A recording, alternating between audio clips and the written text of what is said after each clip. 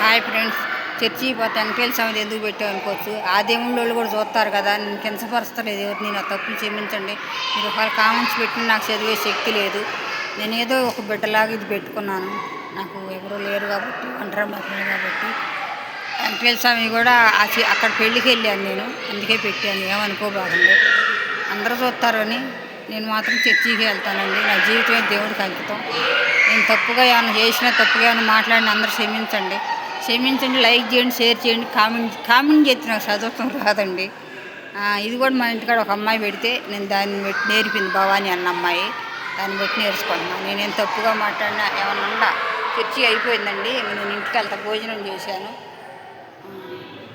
Comment చేయబాకండి, share చేయండి, like చేయండి, bell కొట్టండి. మా మనవరాలు చెప్పింది. కానీ వెంకటేశ్వర స్వామి ఎందుకు పెట్టామని మాత్రం అనుకోవద్దు. అందరూ దేవుళ్ళే, కానీ నేను మాత్రం ఏసైనే నమ్ముతాను. నా జీవితం సర్వం ఏసైకే. అందుకే నేను ఒకవేళ చనిపోయినా ఈ పాస్టర్ గారిలో వచ్చి నన్ను తీసుకెళ్ళి పారేసేస్తారు కదా, నేనేమి చేయను.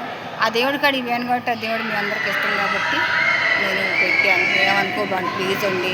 లైక్ చేసి షేర్ చేయండి, బెల్లు కొట్టండి.